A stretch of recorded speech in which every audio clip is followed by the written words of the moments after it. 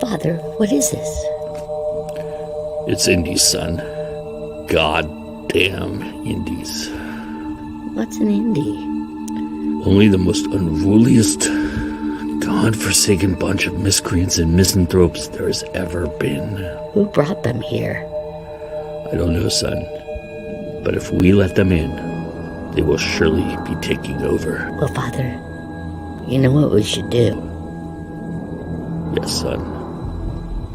We have no choice. We cannot let them take over our formulaic, automatonic way of life. But Father, it feels so freeing. Liberating. No, not you. No, son, not you. Come on, Father. Don't you know? Oh, no. It's always time to go indie now.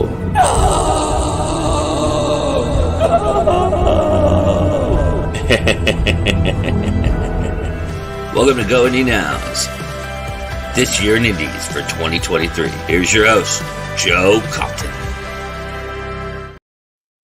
Hello, everybody. Yes, it's our favorite show of the year. Welcome to This Year in Indies. I am your host, Joe Compton. Thank you so much for being here, everybody. We've got Anita here. Bob is here. Yeah. I would pay good money to see a Joe Compton and just... I don't know. Maybe someday down the road. I don't know.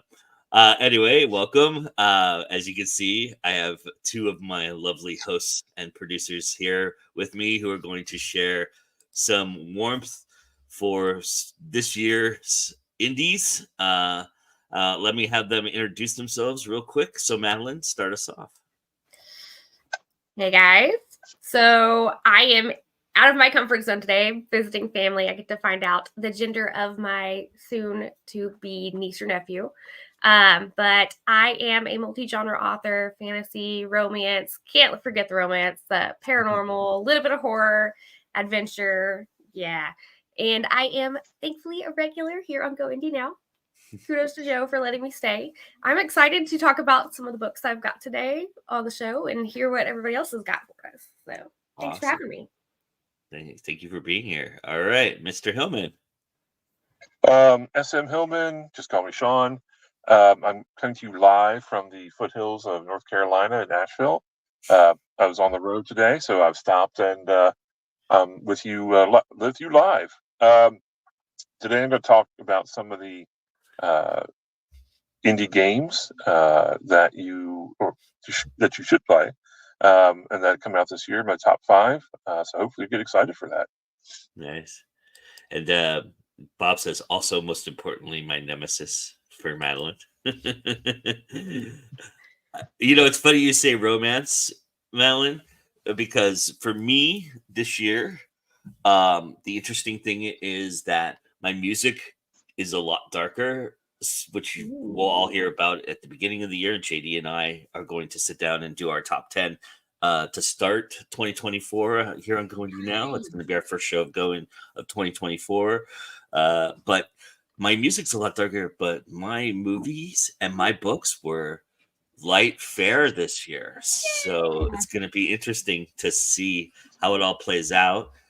I'm going to start us off. We're going to go down the list. We're doing this basically by the numerics. So we're going to start with our number 5s, and I'm going to start us off on indie movies. And my number 5 indie movie of the year, as I was just saying, is a British rom-com, believe it or not. Not your typical romantic comedy, but it's called Rye Lane. And it is Rain Allen Miller's debut film, and it stars David Johnson and Vivian Oprah. I don't know. I'm sorry, Vivian. I'm butchering that name. But this movie, I can't hate a movie. I can't hate a rom-com that includes A Tribe Called Quest and talking about low-end theory, which there's a little something about that. But this is a really interesting film about two people who meet during a time of breakups at an art showing, and have like this unique bond right away, and they spend pretty much the next few days together, and it's about them coming together and kind of getting back at their exes a little bit too. It's very fun, very playful, beautifully shot, lots of great color here. There's some really great moments and some really great looks at the British, British townships, and there's some karaoke in there. It's all just, it's really, what's funny is it's got a lot of the formulaic rom-com stuff in it, but it is just a beautifully done film, and it's very funny, and I welcome everybody to check it out. I believe, yes, it's on Hulu right now, so if you have Hulu, go check it out. Rye Lane is my number 5 indie movie of 2023. So yeah. So there you go, Madilyn. Right off the bat, I'm starting with romance. Nice. Like it. All right, Sean, you want to unveil your number 5 indie game of 2023 for us?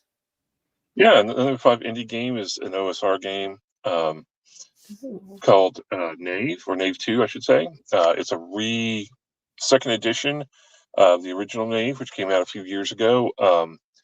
It highlights a lot of what people who prefer OSR games like, which rulings, not rules. Pretty rules light, to be honest. Ben makes a fun game, and Knave is sort of I believe it was his first, so absolutely check it out. It is much more of a game about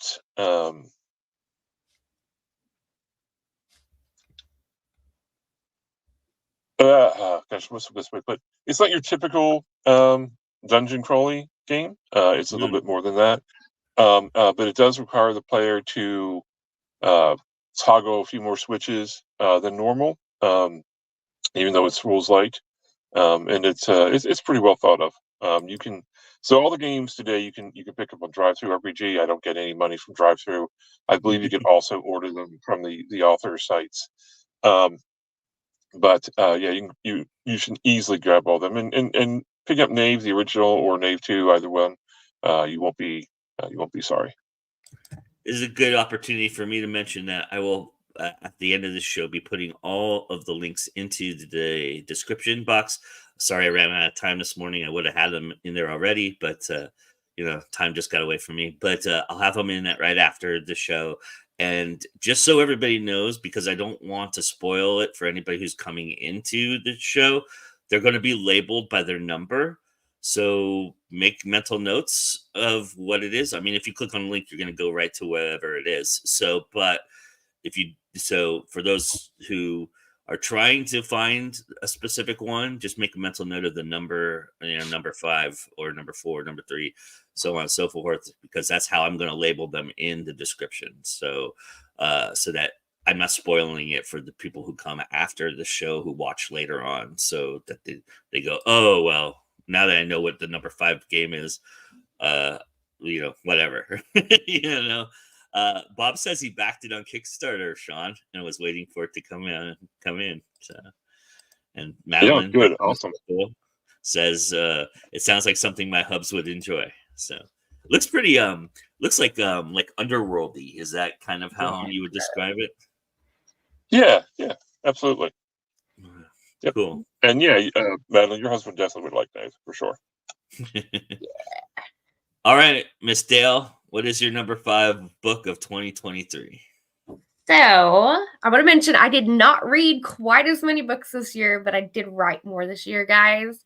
And this book is by a fellow author friend of mine, Amanda Warren, and it is Pandora Unleashed. So that is a complete new look into Pandora's tragic story, but it is a little more interesting than just like what you've read in the past. She really pulls you in and takes you into the world of Pandora she finds herself on this island with no idea of who she is, where she's came from, how she got there, no memory at all.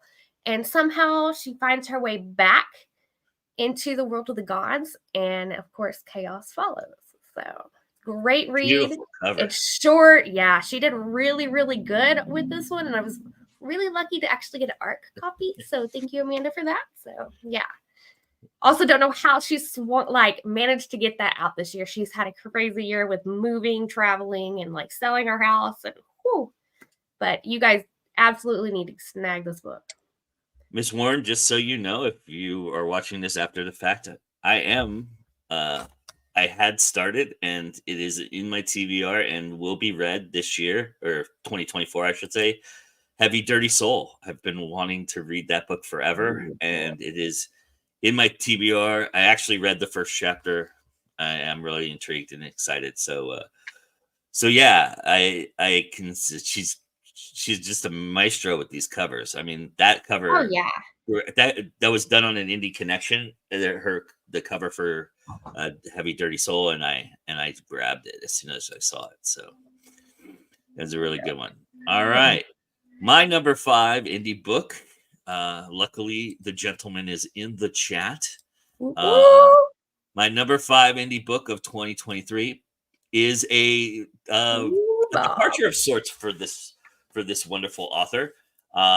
It's more of a gothic, a little bit more serious. There's still Bob in it. I mean, this is Bob Magoo's Southern Sawdad, and it is stories from the Jubal County area, and it has an interesting little twist about the names, and I won't spoil that for you because Bob does talk about that at the end of the book.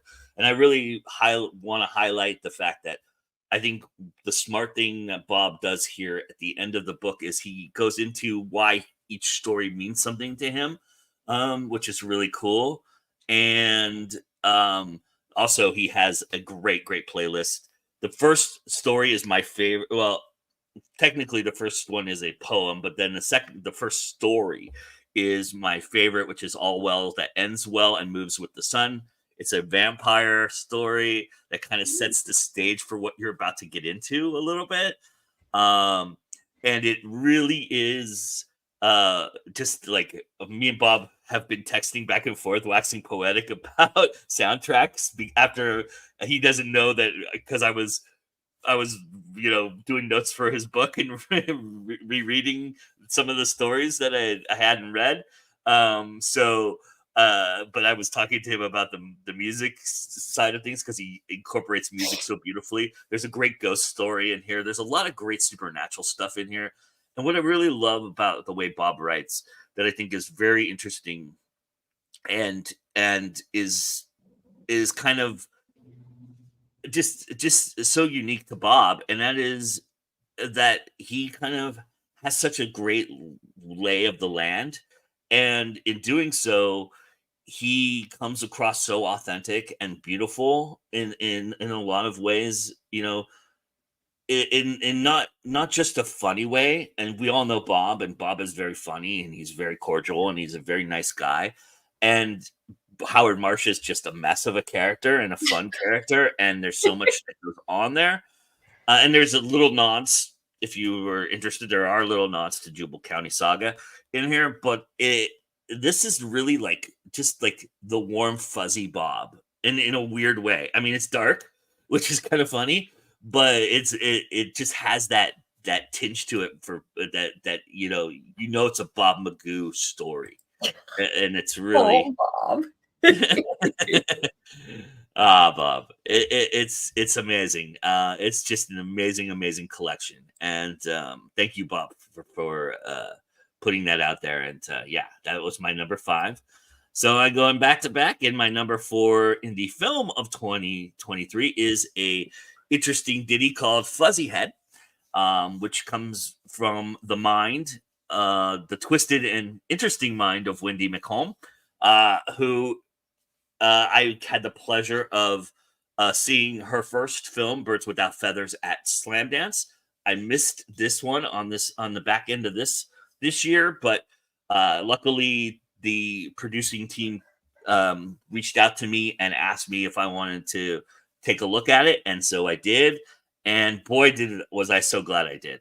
This, I mean, if you like David Lynch, if you like Tarantino, Robert Rodriguez kind of road films, like this has kind of like a little bit of everything. It's weird, it's fascinating, and it's all about this kind of like a lot of my stuff here is going to be really, really ethereal. There's a lot of like planes of existence in a lot of what I've really liked this year.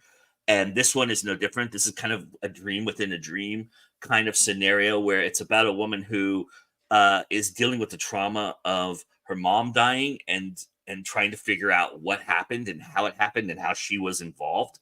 And it's basically she just wakes up in a dream and kind of has to live through it and kind of figure it all out. And like I said, it's very David Lynchian. There's great performance. She has a great performance from Alicia Witt in this. It's a beautiful, beautiful film. Everybody should go find it. It is available, I believe, right now on Tubi. So if you go to Tubi, you'll be able to find Fuzzy Head, and I highly recommend it. Give it a chance. It is one of those movies you have to stay with and sit with for a little bit, but once you do, you'll realize why you did, and it's a beautiful film, and I really love it. So it's my darkest film on this list, I think. So, well, actually, I shouldn't say that, but I think this looks amazing. I need to watch it. Yes, it's beautiful. So everybody go check that out, as well as SM Hillman, Sean's fourth pick for Indie Game of the Year. Go ahead, Sean. Oh, there we go. Yep. I believe this number 4 is Across the Thousand Suns, or Across the Thousand. Yeah. Dead Worlds. Right. I'm sorry. So Across the Thousand Dead Worlds. So this is the only what I would consider to be sci-fi version or game on here, with a caveat for the next one in line. But the reason I picked it was the scope. It's a lot of sci-fi games cross into horror as well. And so if you like even either genre, you will enjoy playing this game. Its system is fairly easy to pick up. I love the artwork, especially. And I think that the reason I picked it was because of the games that I've actually looked into, prepped, toyed with a little bit. It's the one that is the science fiction one that stood out to me the most and intrigued me the most. So it's on the slate for next being played next year at some point. Maybe at Multiverse. Shout out to Multiverse. It just beat out another game called Dead in Space, so I'd also recommend that for you folks. Yeah.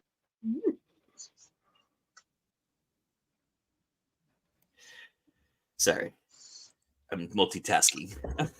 As always. And I always screw up the title. I think I probably have recommended Across a Thousand Suns to somebody a couple times, but I meant Across a Thousand Dead Worlds. Yeah. And the horror elements will be fantastic. You'll enjoy it. Yeah, it looks beautiful. Big book though. a lot of rules.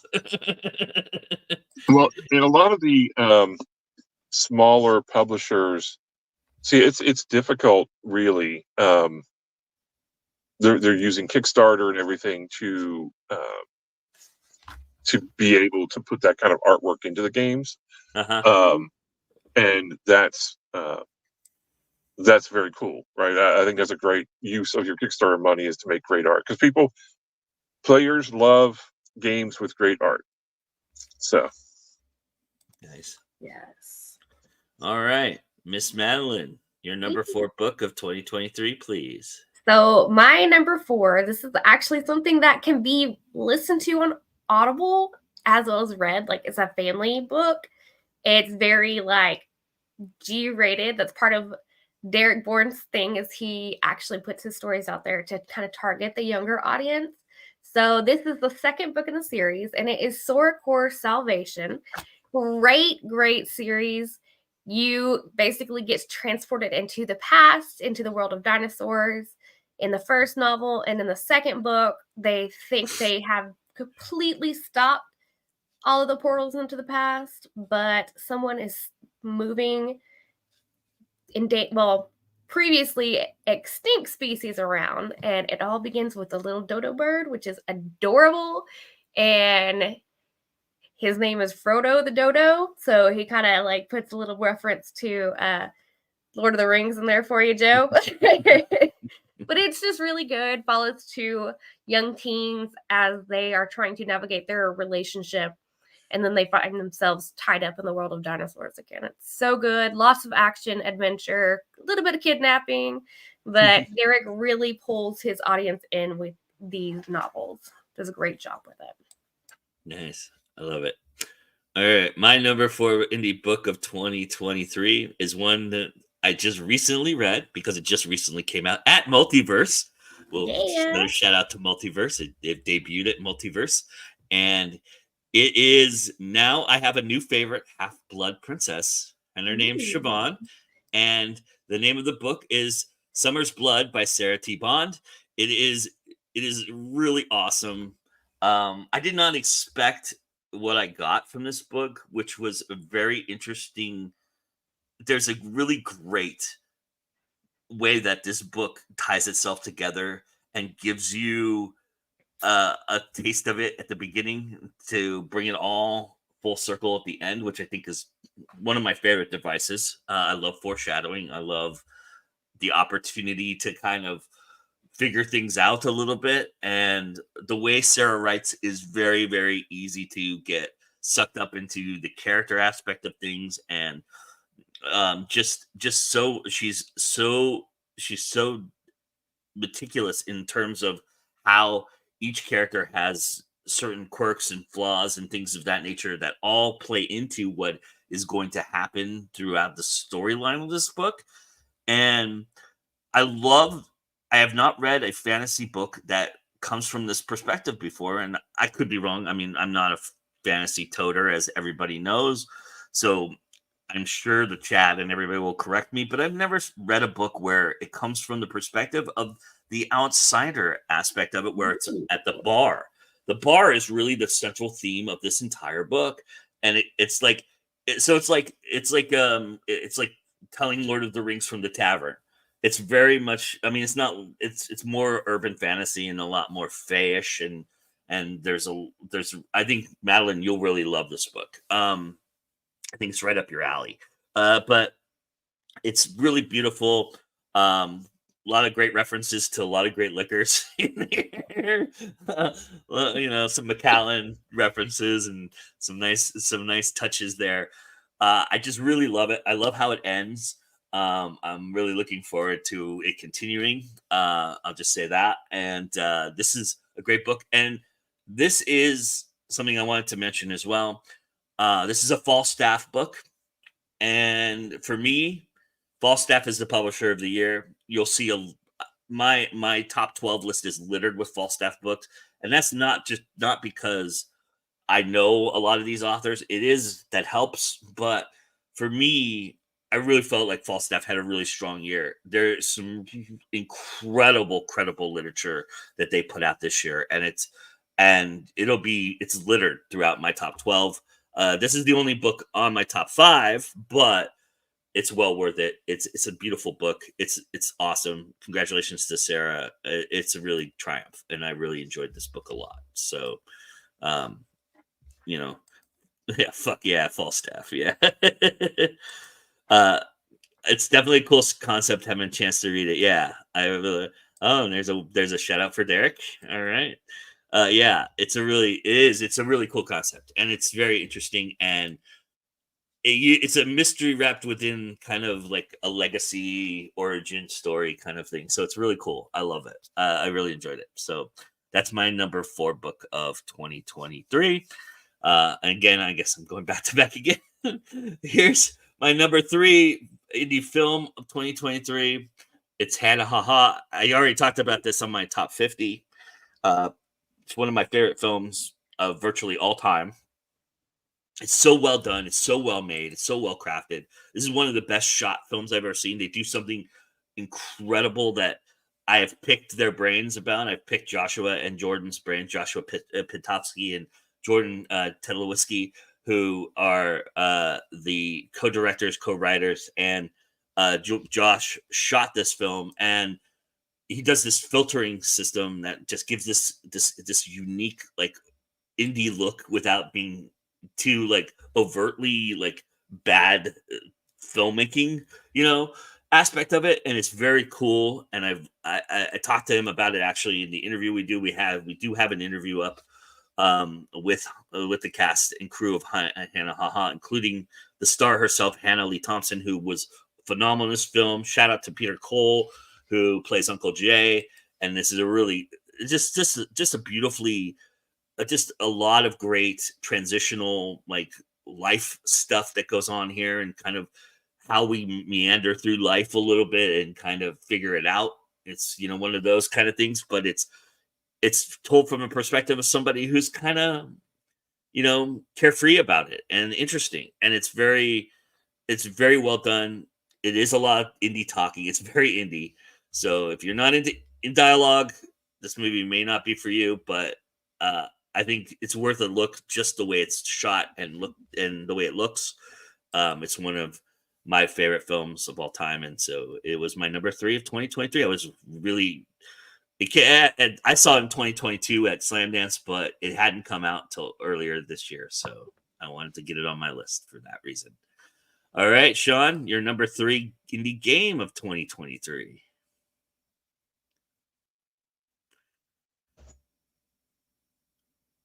Uh-oh. Are you still with? Okay, we're still together. Yeah. Okay, so real quick, I just want to mention for Knave 2, that was created by Ben Milton, and Across a Thousand Dead Worlds is Alex T. I want to give shout outs to the authors. So number 3 is my other sci-fi-ish game, but it's much more cyberpunk. It's called Cities Without Number. It's by Sin Nomine Press, and Kevin Crawford is the author. Kevin has put out a couple games in this vein. Worlds Without Number is a fantasy game, and Stars Without Number is which is original, which is science fiction. And they all use basically the same system. It's very close to Dungeons and Dragons, but it's what I would say it's a little bit more skill based than D&D. Definitely OSR adjacent. If you like those games, so the system itself is pretty basic. But what I like about all Kevin's games is that the scope of the not necessarily the setting, but the scope of the stories that you can tell in this RPG is large. All sorts of cyberpunk and near future types of stories. That is a subgenre or idiom of role playing that doesn't always. I mean, there's a lot of near future stuff. It doesn't always get its due, and it doesn't always get. And not all the games are that fantastic.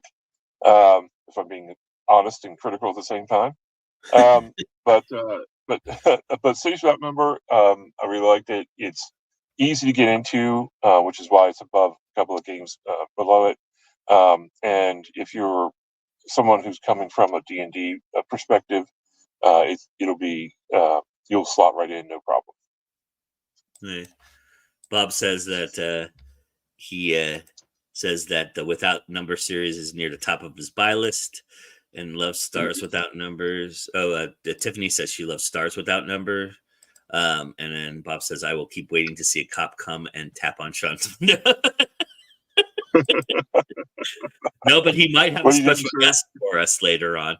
Yeah, maybe. I think he's parked too, Bob, so I think he's okay. Yes, I'm parked. But yeah, that's awesome. Sean, real quickly, with these games that you've unveiled so far, are these all dice-based games? Yes, these are all dice-based games. Yep. Okay, so Yep.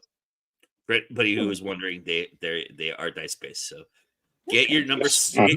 get your 6 sides and your 20-sided out, right? Am saying that right? Yes. Okay. Yes, the 6-side and the 20-side. Yep, you're good. Yep, you're fantastic. All right.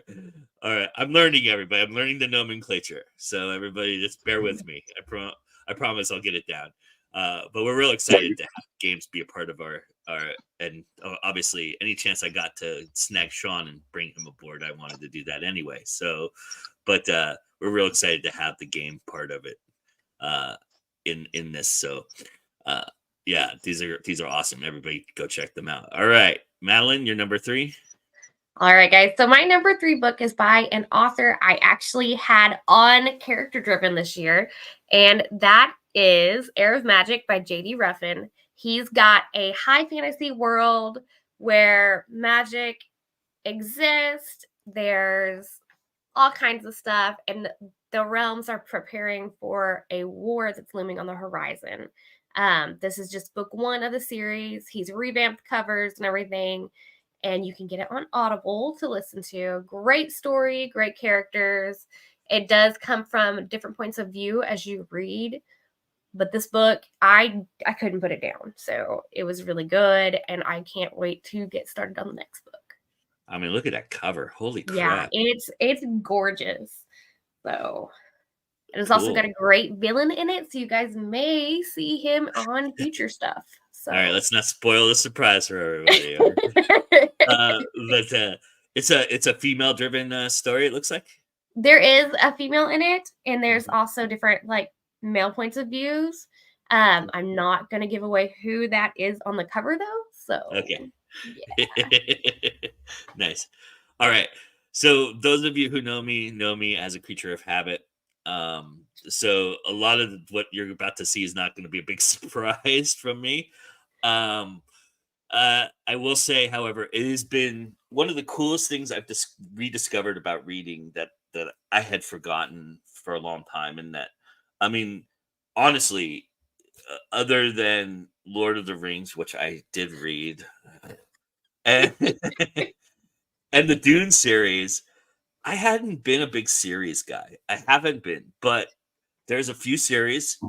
Somebody to my right who has one has captured me in that I've been captured by, and so this is another one of those, and it is I think personally, she mentions in an interview that we just did that her brother mentioned that this is her best writing, and I tend to agree. My number 3 book of 2023 is Wish Magic, which is the 4th book in the Summoner's Mark series by J.D. Blackrose. This is an absolutely awesome run of, if you know the characters, the way that this whole thing comes about, and how it just sucks. It just sucks everybody who's involved in this saga in. Like, everybody gets involved in this book, and it's very cool how it all happens. And it's just an amazing. Bex, of course, is the center, and of course, she has to do all of it and save the world yet again. But if you don't know who Bex is, you got to go check the series out. Demon Kissed is one of my all-time favorite books. This book is really, really good. And you know, I at first kind of was taken aback because there's something that JD does in here that I hadn't seen very often, and that is kind of recap a little bit within the textual, within the descriptive narrative. She recaps a little bit of what's happened before. She kind of goes over a little things, but in ultimately thinking about it, I think it's the smartest thing I've seen an author do, because you could pick this book up and read it without knowing anybody. I highly recommend you at least read book 3 though of the book, because it does have a lot of references to book 3 in it. But book 1 and you could have skipped book 1 and book 2 to read this. I wouldn't recommend it, because those are both beautiful books. But this is a really, really great standalone adventure of this series, and it is so well written. I love the way it paces itself. I love the way it just shines. Every character gets involved, and there's a reason why each character is involved, not just to get everybody near playing time in the book, so to speak. It's really great, and I really love this series. And this was a real nice welcome back to for us who love this series. So yes, it is a great read. And Bob says, also an incredible person. Yes, she's awesome. Joelle is one of my favorite people on this planet. And yes, but this is a really amazing book. So everybody go check out Wish Magic. That's my number 3. And like I said, I'm a creature of habit, so you're all going to get used to the fact that I have certain things I really love. And my number 2 indie movie of 2023 is something that is very, very near and dear to my heart. I grew up at this time. I grew up with these guys, and I don't know them. They just were on my TV screen, but I'm very excited that that A24. I had to have an A24 movie on here, everybody, because A24 is just killing it right now. And this movie, I got a special sneak preview for, so I was really grateful to A24 for allowing me to have that opportunity. And it comes out in about 4 days or 5 days from now on the 22nd. Everybody, if you get a chance, you're about to see one of the great performances of the year. This is The Iron Claw, my number 2 film. It is the story of the Von Erich family, a wrestling family from Dallas, Texas, who had an immense amount of tragedy and interesting turn of events that happened in their family. And Zac Efron is going to be a front runner for the Oscar. I'm just telling you all that right now. Zac Efron will become one of those nominees. I'm very convinced of it. I know it's about pro wrestling, so that might turn some people off, but this movie's so much more deep and so much more richer it's really about family, and it's a really heartbreaking. And I have to say that if Mira Turney doesn't get some recognition here, she is, if you know ER, you know who Mira Turney is. She's been in so much. And Jeremy Allen White is also very good in here. And shout out to my boy Max Jacob Friedman, who is a actual pro wrestler who's in this movie, and he's really good in it as well. And it's just a story. If you've never heard the story of the Von Erichs, this is going to give you all the history of it, why it is so captivating and interesting beyond just the wrestling aspect. And the pro wrestling in this movie, I'm telling you right now, as a pro wrestling fan, if you're a pro wrestling fan, you're going to see how authentic and beautiful pro wrestling really is, because it just shows the ballet aspect of it that is so amazing, and why certain things are doing certain ways. And it's just, it does break kayfabe, which is, pulling the curtain back a little bit, but it's so great. And it's so amazing. And I think everybody needs to check this movie out. Don't get caught up in the pro wrestling thing. Get caught up in the family aspect of it, because it's a beautiful film. It is heartbreaking though. So go check out The Iron Claw when it comes out in theaters on December 22nd. So that is my number 2 indie film of 2023. Sean, you remember the Von Erichs? Were you around there in that time? I was around there that time. I was never a huge wrestling fan, but I do remember. Yeah. So I'm actually looking forward to this one. Yeah, and I'm telling you, I feel and like, Maddie, I'm sorry. Go ahead. I know I was going to say, I feel like that wrestling is the sport that really, or the whatever you want to call it, the sports entertainment that really shines in theatrical films, even more than football, even more than baseball or hockey or anything like that, because it's like when you make a film about wrestling is a very meta type of thing, right? Yeah. Because like you say, you do get to see behind the lines or behind the scenes of what's going on, and so that picture in picture really always is something I always enjoy. And the pro wrestling business is a weird and fascinating business that has sucked a lot of people down and spit a lot of people out. So it is one of those things where there is some of that in this film. I mean, you can't avoid it. The Von Erichs had a tremendous amount of tragedy in there, and they were cursed. They were labeled a cursed family for a long time, which is unfair to them. And it's just a very, very interesting telling of their story, and it's beautifully done. I really, really I think the way it's shot is just incredible. There's a lot of like moments where you're looking up, and it's so cool to do that. And I love that kind of idea.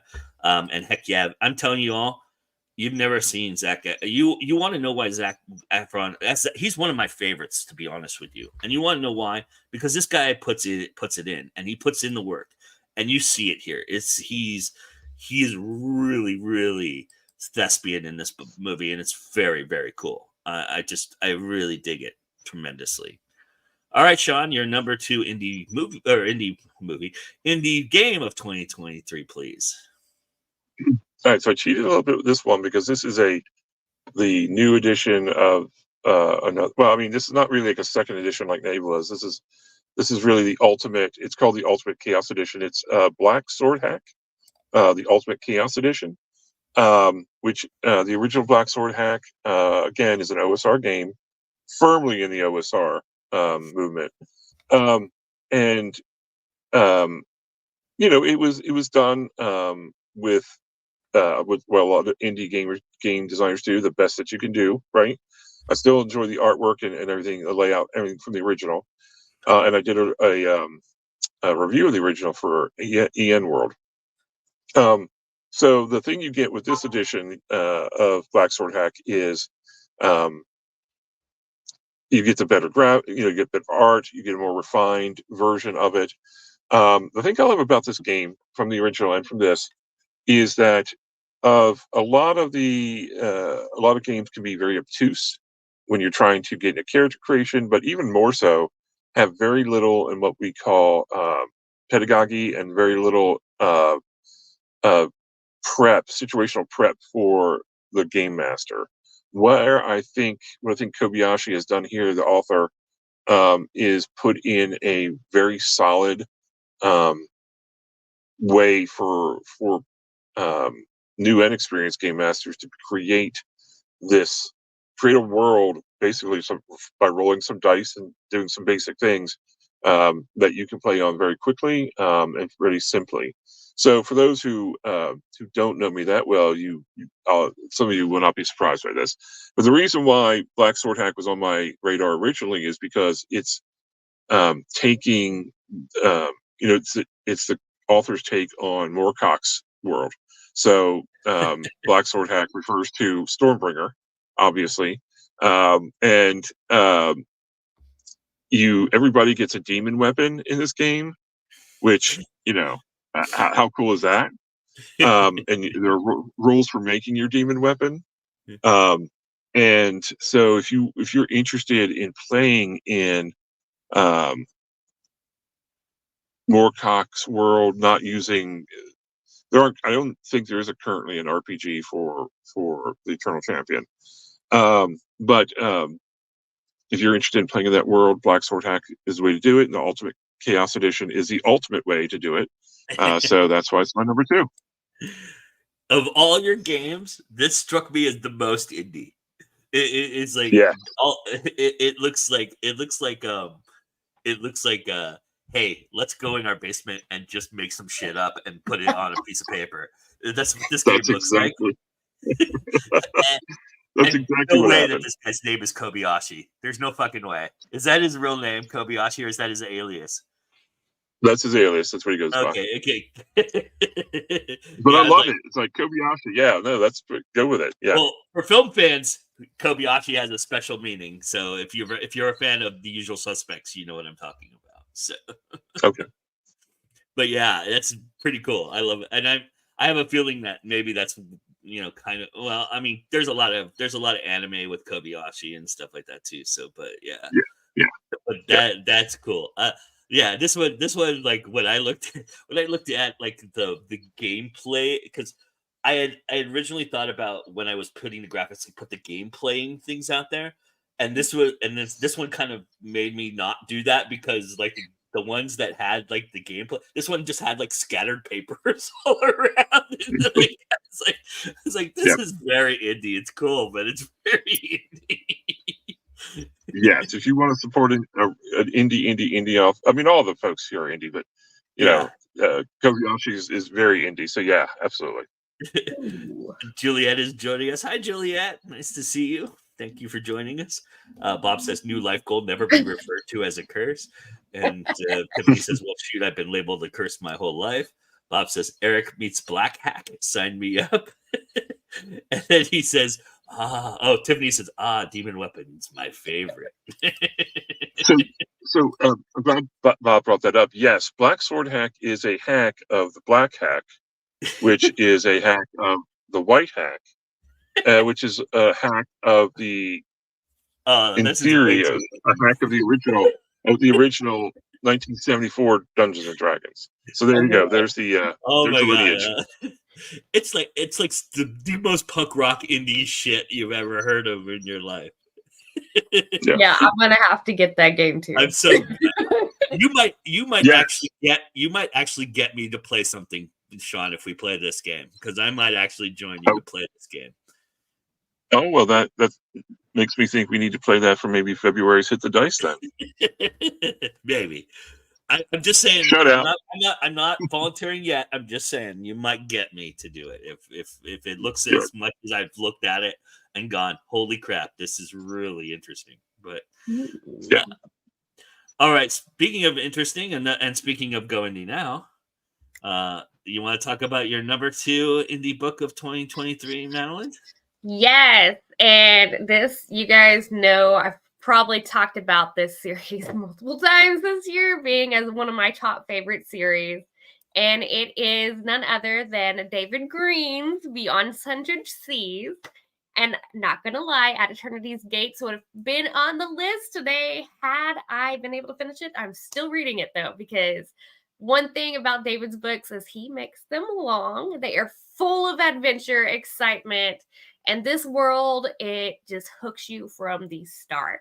I love how his characters have developed and changed since he put that out, the first book out there. It's really kind of been fun to see them make their full circle to who they are at the end of this book, because it also opens it up for the next book and reveals the true bad guy behind all of it. And it's just, wow, the way he puts it together, the way he ties all these unique characters together, it just does not disappoint. It's definitely not exactly for like the super young readers, because there are some great action fighting scenes, a little bit of gore, and I mean, maybe some magic where it just like dissolves people into piles of goo, but totally worth the read. Literally going to forever be one of my top favorite series. I've got a cloak and everything to like match one of the characters. Yes, check it out and make sure you get the whole series, because it's amazing. I'm gonna tell you all right now, if you're like epic fantasy lovers, this series will just eat you alive. It is just so much like epic. It is like a love letter to Tolkien for people, especially these last 2 books. But it's so much better than Tolkien. Like, it so is. much better. I agree. And it is, I mean, and it's also got a lot of Cromwell in it. There's a lot of really, really interesting things that goes on in his series. Path of War is just phenomenal book.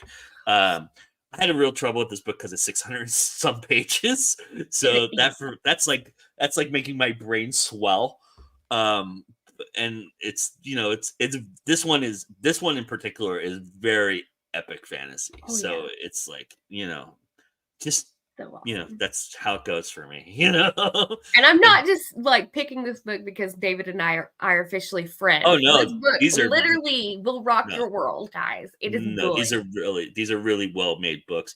And I will say, if you wanted to really read something that is just unbelievably out of the box for fantasy, but is really still has that fantasy, Path of War is the book. It's the book.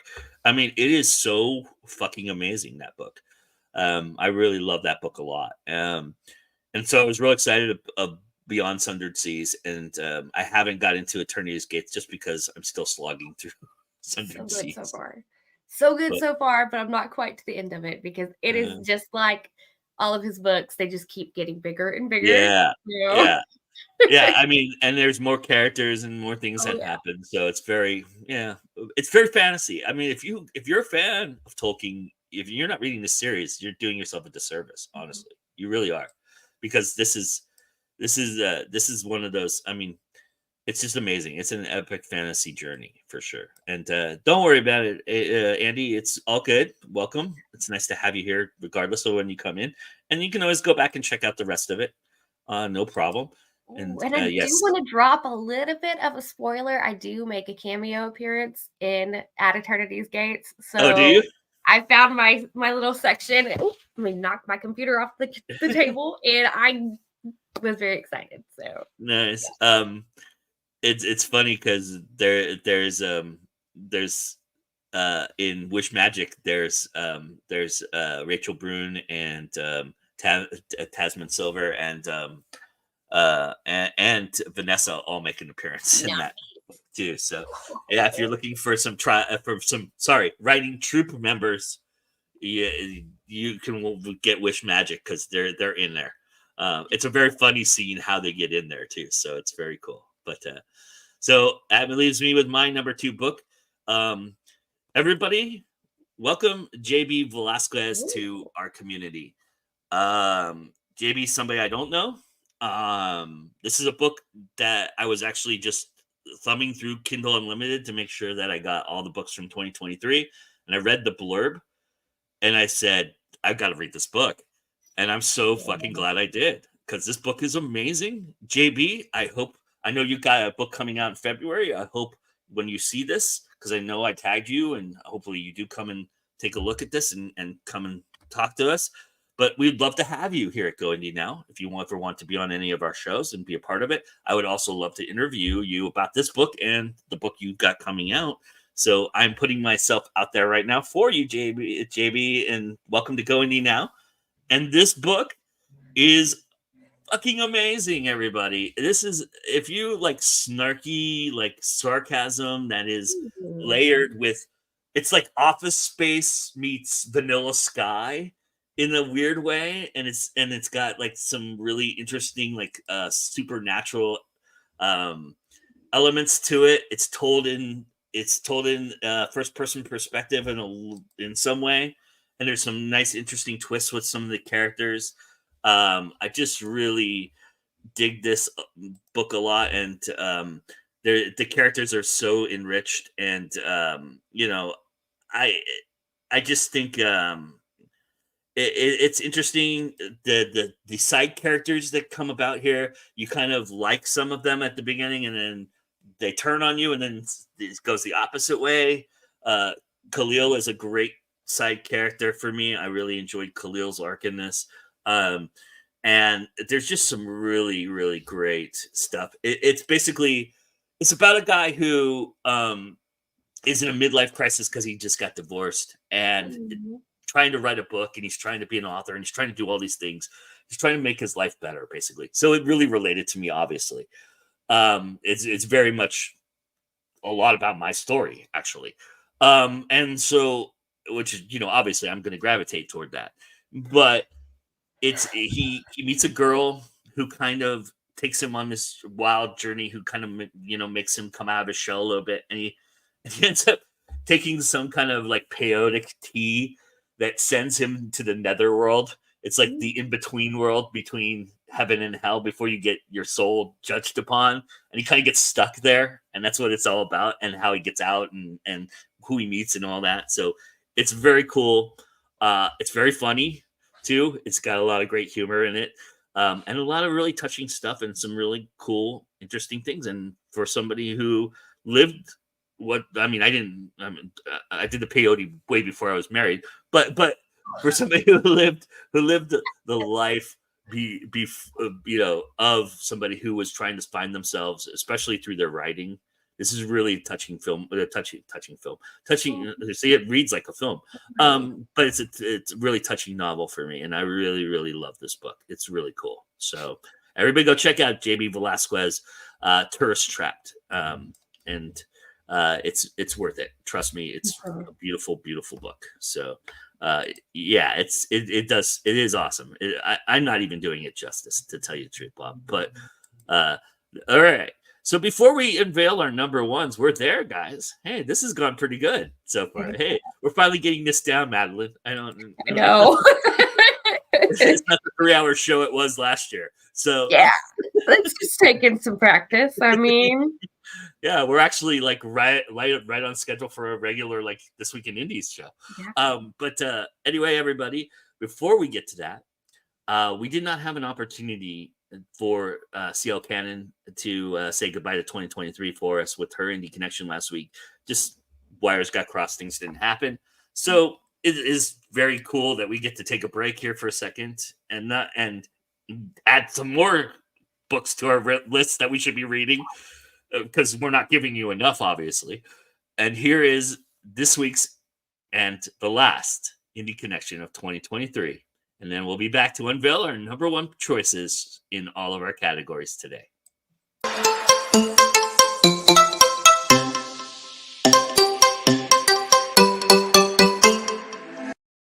Hey guys, CL Cannon here from Fiction Atlas Press, bringing you another indie connection. Today I'd like to tell you about some indie books that you might enjoy if you're a fan of One Day in December by Josie Silver. The first book I have for you is called The Night We First Met by Claire Swatman. One night in December, Marianne Cooper is running away from a party. Having found her boyfriend in a passionate clinch with someone else, she can't get away fast enough. That same night, 22-year-old Ted Green is trying to make the hardest decision of his life. What he really needs is someone he can confide in. When Marianne meets Ted, with the lights of London shining around them, the night becomes one they'll never forget. Because this night might just be the start of a love story to last them a lifetime. But as Ted watches Marianne leave in a black taxi, all he can think is he should have asked for her name and phone number. In a story spanning 20 years, join Ted and Marianne as they navigate life's twists and turns, joys and heartbreaks, while all the time wondering, will fate ever bring them together again? The second book I have for you is called Holiday Romance by Catherine Walsh. She's meant to be catching flights, not catching feelings. Molly and Andrew are just trying to get home to Ireland for the holidays when a freak snowstorm grounds their flight. Nothing romantic has ever happened between them. They're friends, and that's all. But once a year for the last 10 years, Molly has spent 7 hours and 15 minutes sitting next to Andrew on the last flight before Christmas from Chicago to Dublin, drinking terrible airplane wine and catching up on each other's lives. In spite of all the ways the two friends are different, it's the holiday tradition neither of them has ever wanted to give up. Molly isn't that bothered by Christmas, but, in yet another way they're total opposites, Andrew is a full-on fanatic for the festive season, and she knows how much getting back to Ireland means to him. So instead of doing the same thing and just celebrating the holidays together in America, she does the stupid thing, the irrational thing. She vows to get him home, and in time for his mam's favorite Christmas dinner. The clock is ticking, but Molly always has a plan. And as long as the highly specific combination of taxis, planes, boats, and trains all run on time, it can't possibly go wrong. What she doesn't know is that as the snow falls over the city, and over the heads of two friends who are sure they're not meant to be together, the universe might just have a plan of its own. The third book I have for you is called Ruby Red Christmas by Nicole Taylor Abbey. 'Tis the season for midlife love. Ruby Ward is ready for her happily ever after. And when her ex-husband invites her for lunch at the restaurant where he proposed, it can only mean one thing. He has realized his mistake and wants her back. She is more than willing to have him. Instead, he announces he is marrying her younger and sexier neighbor next week, which would be devastating enough, but the honeymoon is in Mexico during the holidays, and he is taking their son. On the verge of spending Christmas alone, she agrees to a girlfriend's getaway in the remote seaside village of Christmas Cove. Without her family and heartbroken over her ex-husband's impending nuptials, Ruby is relieved to find the rented cabin is perched on a cliff far away from the overly Christmassy vibe of Christmas Cove to let her forget what season it is. It is perfect, except for Simon Ascot staying at the cabin next door, with a habit of turning up whenever she is at her hot mess best. But when Simon turns out to be just as sweet as he is gorgeous, Ruby finds herself on the brink of a holiday romance. That is, until the arrival of a pregnant ex threatens everything. And the last book I have for you is called Coffee Shop Christmas by Samantha Calcott. Sometimes home is where the Christmas tree is. Marissa left the small town of Winter Creek, Illinois when she was 18 and never looked back except to visit her father every Christmas. She's now a star editor at a publishing company in Chicago, and her life is looking up. Until her father has an accident, and she winds up stranded back in Winter Creek. Cody's next in line to take over Sparky's Cafe in Winter Creek. But he always dreamed of seeing the city, doing something more with his life. When he meets Marissa, she's everything he dreamed of, city resident and all. But he can't abandon his family, even as he falls for her more and more. But Marissa doesn't plan on staying in Winter Creek after Christmas, and both of them must make a choice. Follow their dreams or their hearts. Or are they the same thing? Okay, that's all for me this week. I'll see you next week on the Indie Connection. Bye!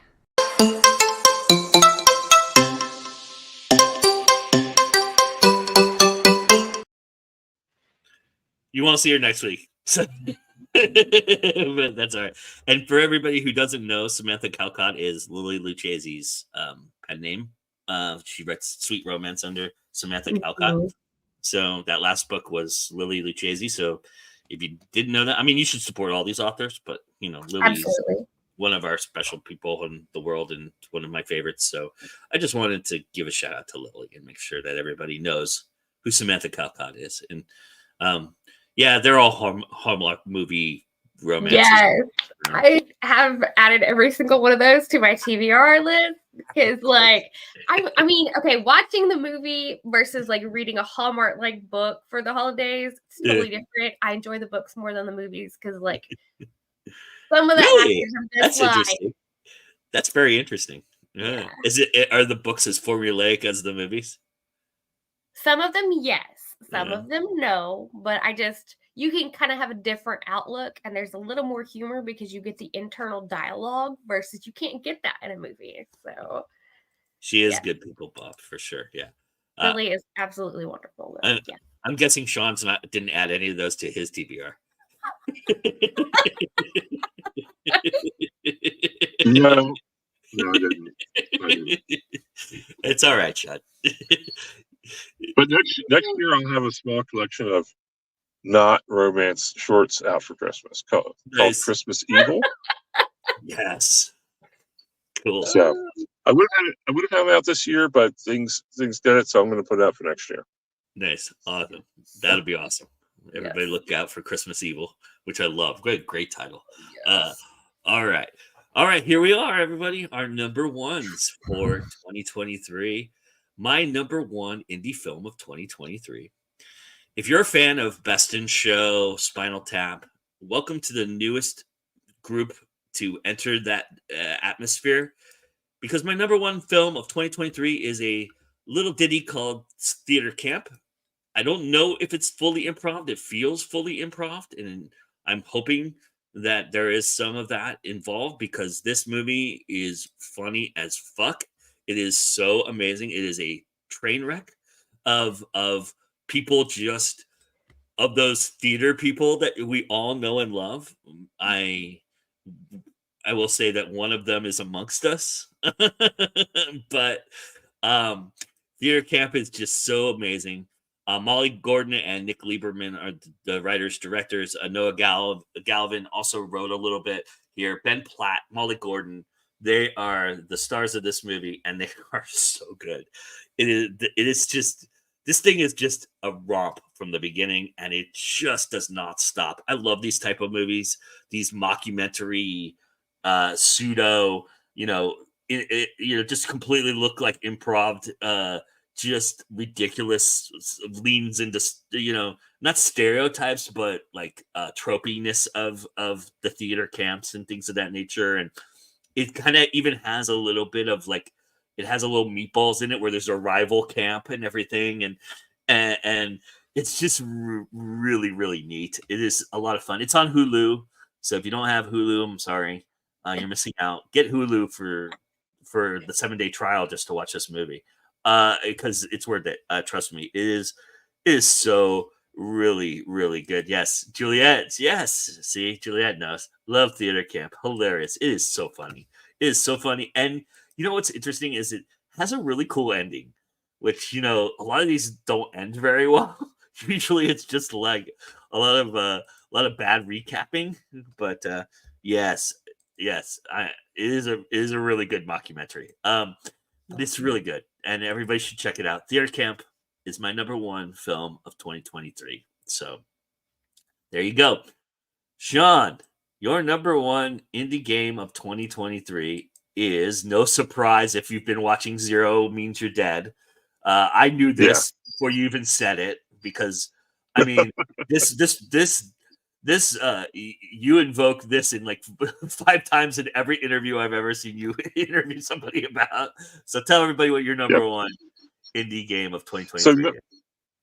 So number one is, it brings up some interesting things, but the number one indie game this year is Shadow Dark RPG by Kelsey Dion from her Arcane Library. So let me speak a little bit about that as well.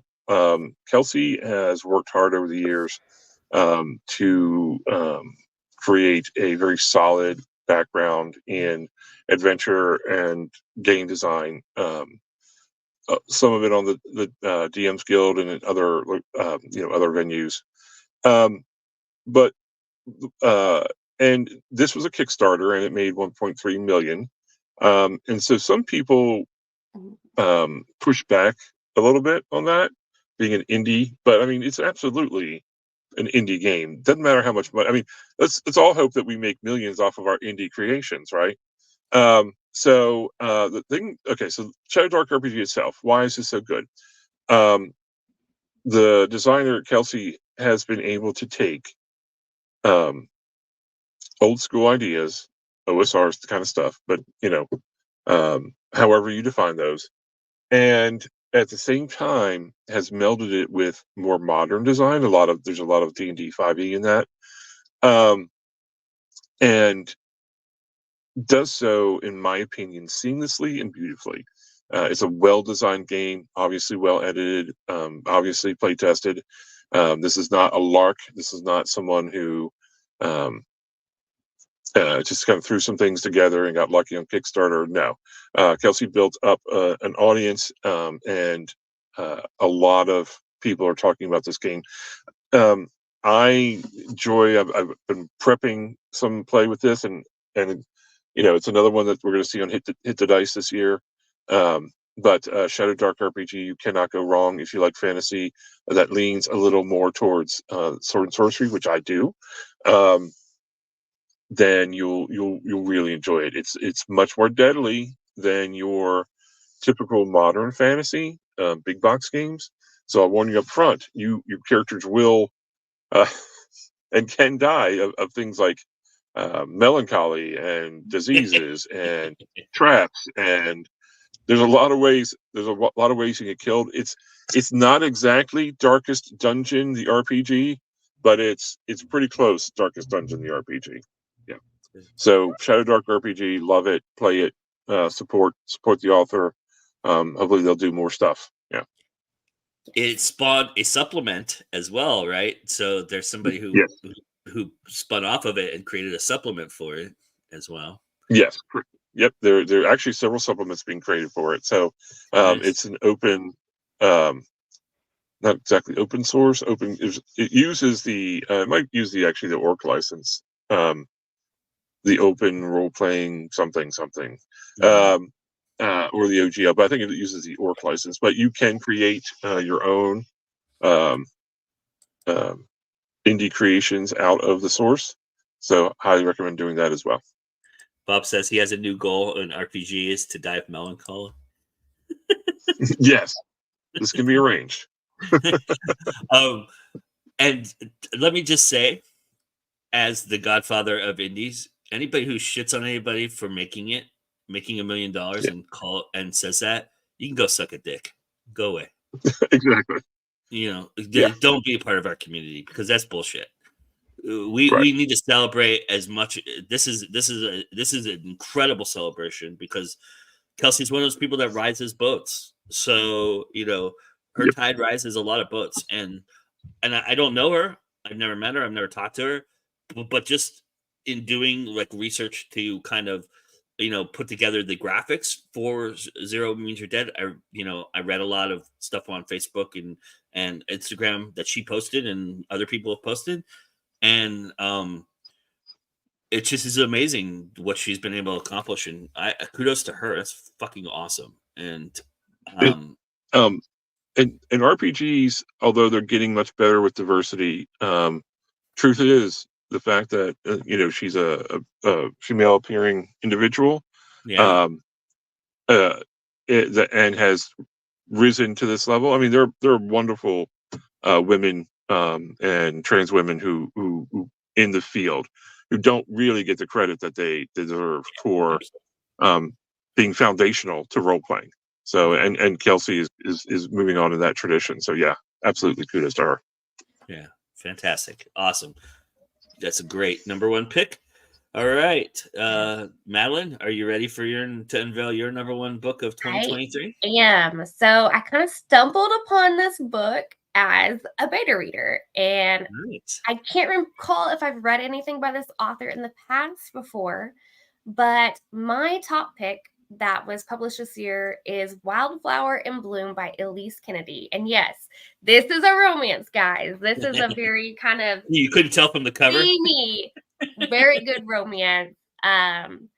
Not your average couple. You've got a young woman who is taking care of her father, pursuing her dream as having this fantastic business, like a floral business and everything. And then this hunk of a movie star from her favorite show that she's basically pined over for years comes to town and is trying to take a break. It starts out as a fake dating trope thing and turns into something more. And it was really good, very sweet, very steamy. Like, I was very thankful to get to read it as a beta reader, and I have to say that it can also be read as a standalone because it is part of a little group of stories.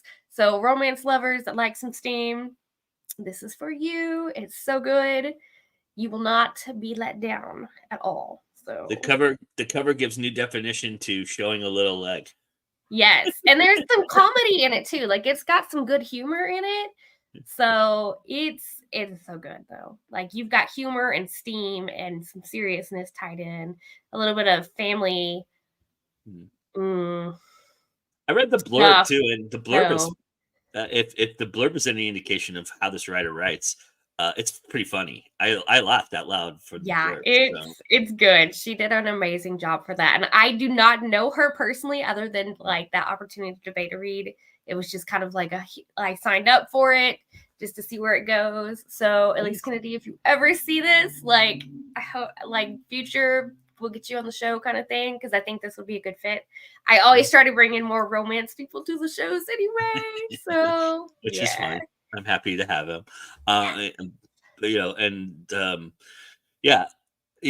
Madilyn's already ruined showers and gyms for me, so whatever you're going to ruin for me, Elise, I guess I'll just have to deal with it. So she put some of my writing to shame. Wow, that's saying a lot, actually. All right, everybody. On the lighter end, not the darker. So. All right. My number one indie book of 2023. Again, if you know me, this is not going to be a big surprise.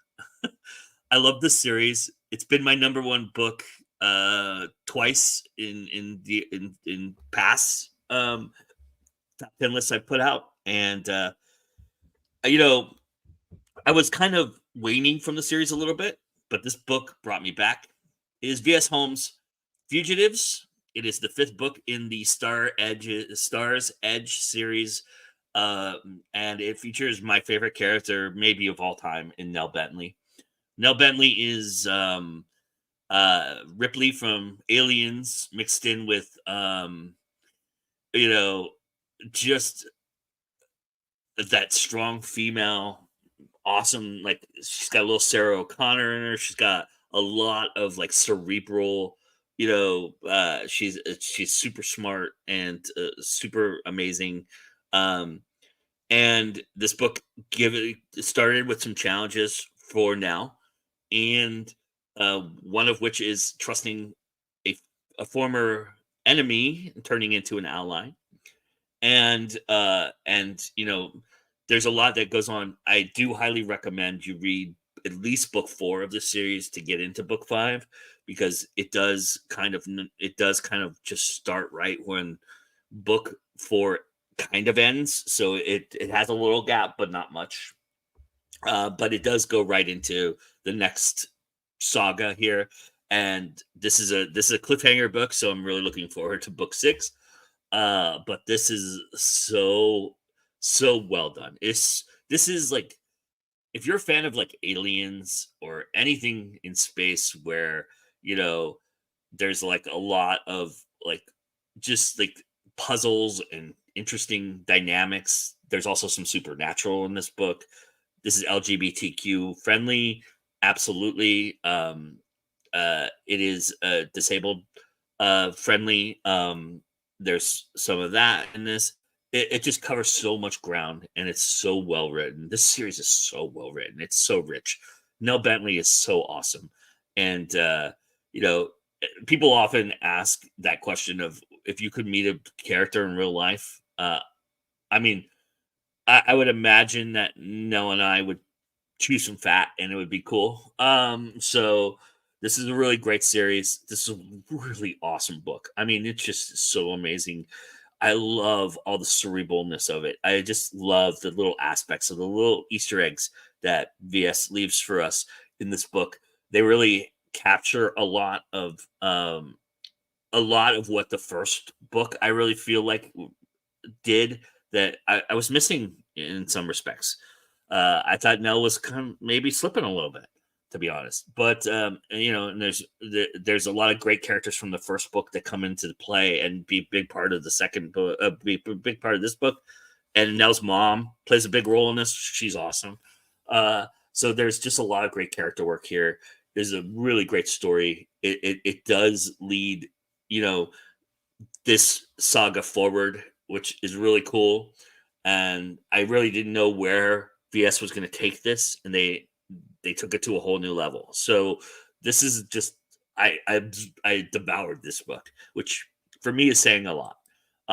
So this is my number one pick. It's Fugitives. It is the Star's Edge series. Nell Bentley. Go check out the Nell Bentley series and check out VS Holmes. Check out all these books. Like I said, after the show, I will put the links in there. If you just came in at the end here, I just want to mention that the way I'm putting the links in there, so that I'm not spoiling it for the people who do come back and watch later on. And I'm sure some of the authors will tag their specific spot where I mentioned them too. So, but that's fine. That's their prerogative. They're allowed to do that. And please, authors, do that if you want to do that. Because I'll have them all time stamped as well in the description.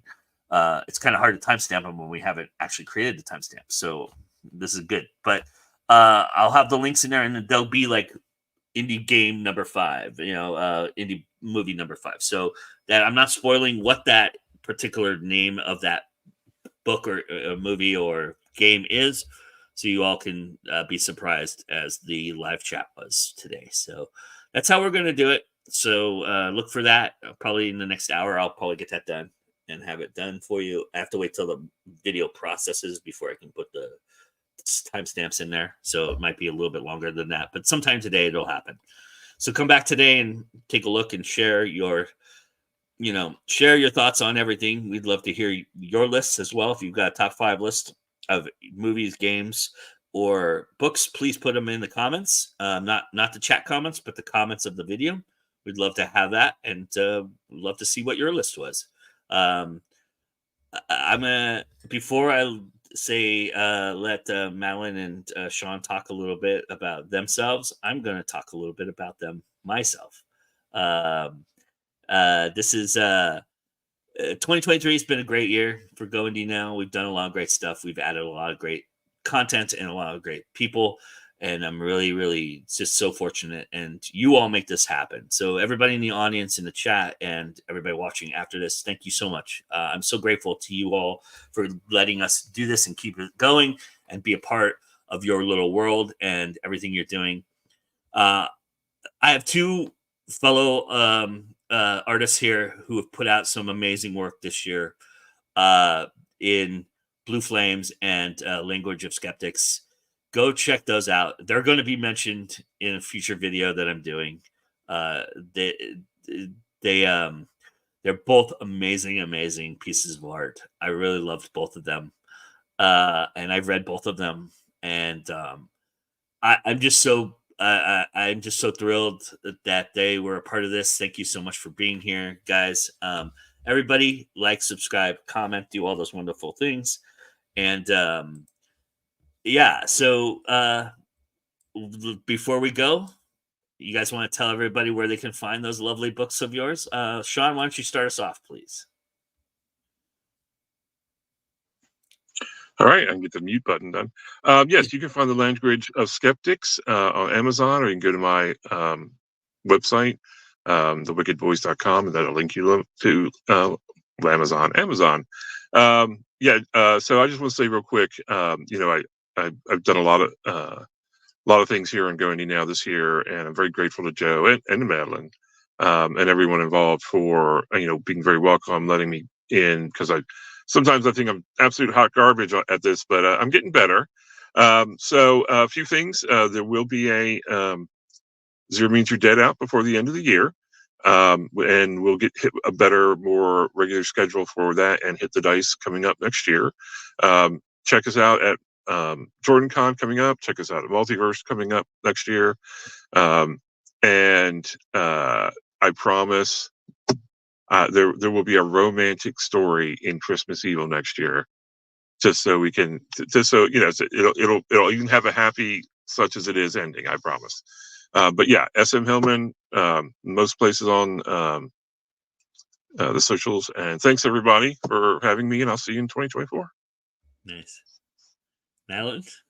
Man, 2024 is definitely coming way too well, I guess technically it's almost here. It came way too fast. I still feel like we just did last year's video like this, but I'm so thankful for those of you who joined us to watch today, dropped comments and everything. Like, your comments make it worth it to just keep chatting and going.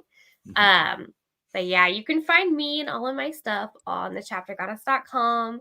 I'm on Facebook, TikTok, Instagram. Yeah, just kind of follow me there. I do have a Facebook group you can join. We're going to have more like stuff coming in 2024. It's going to be a little more active than my newsletter, which you can sign up for on my website as well. So yeah, thanks for letting me be a part of this, guys. All right, you guys ready to do a 5-minute drill? Just kidding. Just kidding. I'm not doing it. It's all good. I'm not doing that. I got them.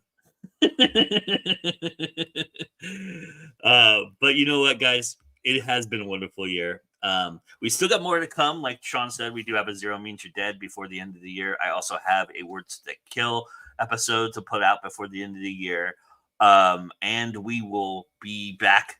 I will be back Christmas Eve to unveil my rest of my list, which is my indie dozen, I'm calling them, which is 12 books that I've categorized 1 through 12. Obviously, you've seen the first 5, so I'm just going to go through 6 through 12. And then I have 3 honorable mentions that I will mention. So my indie dozen is actually 15 books that I'm going to tell you about. Deal with it. I don't care. Math is math. I don't give a shit. But that's my indie dozen. So you can create your indie dozen however you want. But mine is 15, and that's how I'm going to do it. So I'll be back there on Christmas Eve, probably around this time. I might just put it out on TikTok and not let you know, because that's where I need to put something out on TikTok anyway. But that being said, we have also on Christmas Day a very special 21 grams, as I sit down with the great Karina Cantus, and we chat about her, and she'll take the questionnaire and do all that. That'll be our season finale of 21 grams, which, by the way, will be back in 2024. So if you haven't done 21 grams 2024, there's opportunity to. So come and join me for that, Madilyn. So yeah, everybody check out what we're doing for the rest of the year. And then on New Year's Day, JD Estrada and I are going to unveil our top 10 indie music albums of 2023. So join us for that. I know a lot of people in here aren't real big music people. If you're a metal fan or a rock fan, you're going to want to check out my list, because I've got some really good indie metal bands and rock stuff there for you. So you can check that out. No country, Madilyn, sorry. But I just didn't find one that was good this year. Sorry, but anyway, that being said, hey, look, everybody, thank you so much. It's always time to go indie now. We'll see y'all in 2024. Bye, everybody. Done.